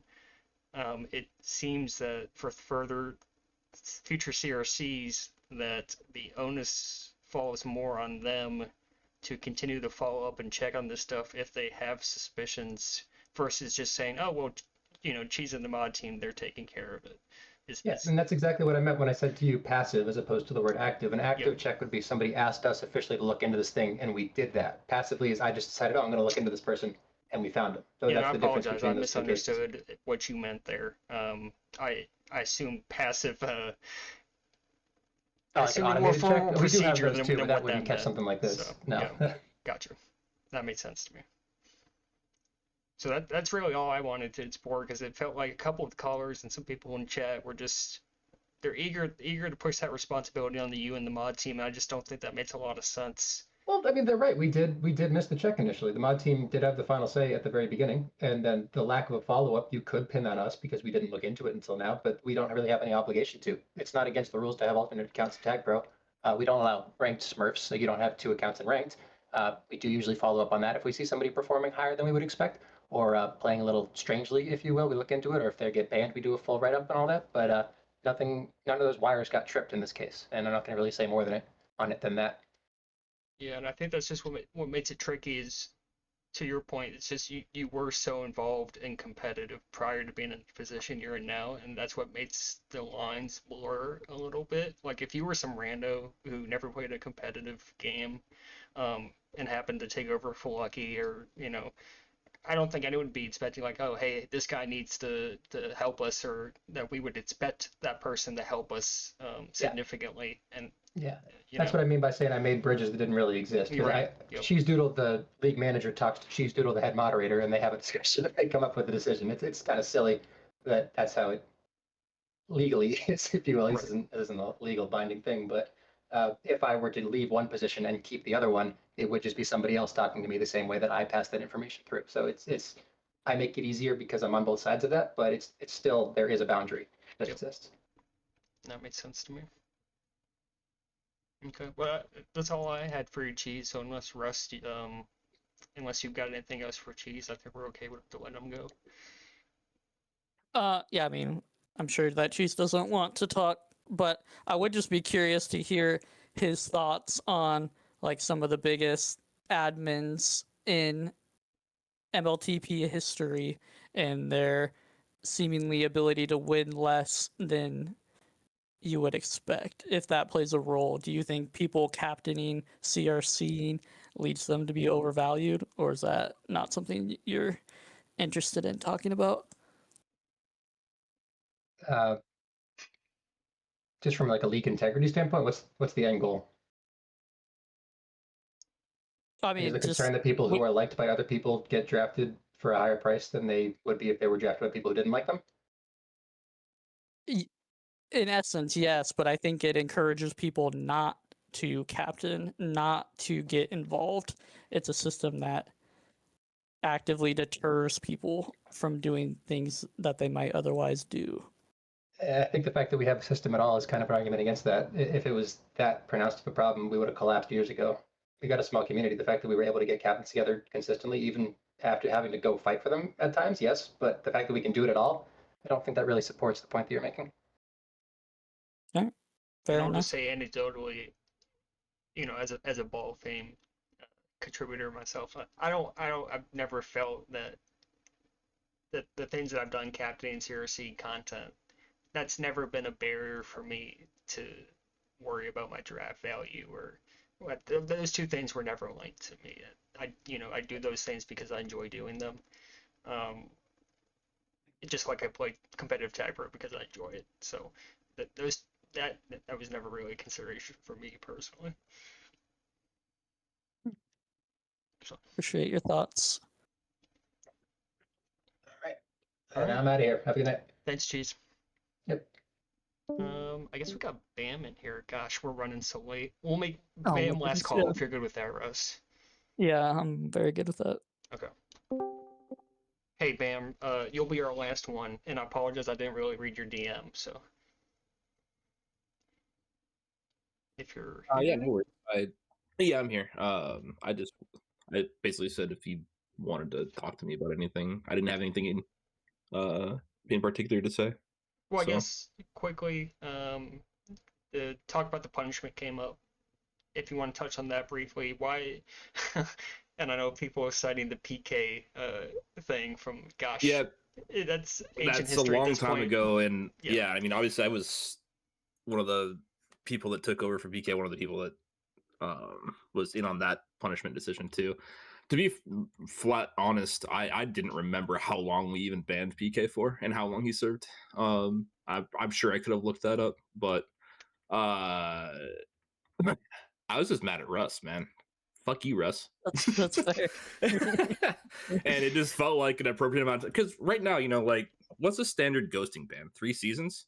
This feels significantly worse than that to me, right? Yeah. Like, so that's kind of where I was approaching it from. I was like, man, this feels way worse. I hate this. Like, this has got to be worse. And at the end of the day, future CRCs can overturn this on a whim. So I don't expect him to serve the full 6 if he actually wants to come back. But it sounds like he also wants a break. So yeah, I mean, break would be good. But like, in your opinion, let's pick a random player similar value as me. Let's say like Marcus Yallo. If Marcus Yallo did the same thing, do you think he gets 6 seasons / indefinite ban? Are you saying you think he would get less than that because it's Marcus, or you think he'd get more than that because he's Marcus? I think he would get less than that. I don't think he would get less than that. That's fair. Because my thought, like I said, I was mad at you. I would be mad at anybody, but I was mad at you in particular for this one because it interrupted a random weeknight of mine where I was vibing and enjoying myself, and Cheese still DM'd me out of nowhere. I was like, "Can we talk?" And he's never done that before, and I was like, "Oh fuck." So, but yeah, no, like I said, the punishment length. The first thing that went through my head was, what's a standard ghosting ban? Like, that's like one of the biggest things we banned for right now, and I thought it needed to be considerably worse than that, and that was kind of my basis. So I maybe he would have gotten 5 seasons or something. I don't know, but it definitely would have been at least at the bare minimum 4. So I don't know, indefinite for sure for any of this stuff, in my opinion. But yeah. I think maybe to get at more, well, I don't know, but the what I took from Russ's question was, does the player impact the punishment? I guess it's kind of how I took that. I guess from your perspective as a CRC member, does it? I suppose. I'd say it depends, right? Like, do you have a history? Right. If you have a bunch of big bans on your history, this could be the final straw that gets you permabanned, right? Yeah. If you have a completely clean record, this is the first straw. It's going to be bad, but it's not going to be perma. So I'd say it depends, and obviously that's not an answer people want to hear. But at the same time, like people that are repeat offenders and doing things that are getting them banned, that you can't. It's like the regular tag pro ban, right? Like they get longer. So, and I think every game does that same way. Yeah. Yeah, I think that makes sense, man. It's just I was curious. Yeah. All right. Wait. Last question for Bam. Unless you guys have more. No good. If that's fine. Yep. What are the chances that I can still keep posting Russ roundups in the comp server? I And do the not CRC? control ban mutes in the comp server. Well, technically, I'm only muted from the comp server because the CRC says if you're banned for the season, you're muted in the comp server. So the CRC could do something there, vote on it for an exemption or something, and then Cheese would honor it if I understand the organization of the league. Everything that comes down, like Cheese is very anal about this kind of stuff, and he is. When he says something is like you do or don't have the power for something, everything becomes a recommendation, right? Like every time I've ever said like we should mute him in the comp server, he's like you can recommend that to the admins, right? Like he always does that. So like yeah, we could recommend whatever, but at the end of the day, we don't have any control over what happens in there. And if you wanted to like, I know this sucks because you want to post your own content, but like if somebody posts a Rush roundup for you, like I'm not gonna delete it. Yeah.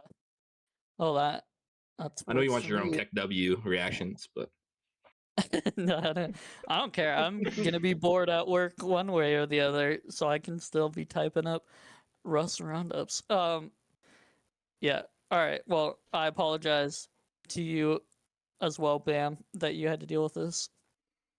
yeah, you jerk. I'm serious. I'm gonna slap you when I see you on Sunday. You better not. I'm We're gonna get kicked out of chase the you down. Mariners Wait, so game. hold Start on. running. Who's are you guys going to a Mariners game or what's going on? Yeah, on Sunday. All right, send photos. What kind of photos? You can do the old Photoshop balls on top of faces if you want. Honestly, that sounds great. It should be fun. Yeah. Yeah. We're gonna talk lots about this stuff, I'm sure. Well, we don't have to. I think we got it all out tonight. Yeah, maybe. All right. Well, Have a good Bam. Thank you. Yeah, you guys too. See ya. All right, Russ. Appreciate you sticking out through all of this. Yep. I don't know that we got much done as far as discussing how to solve the issue, but I appreciate everyone calling in and giving their thoughts and opinions on it. And yeah, just a wild. It was just wild to me.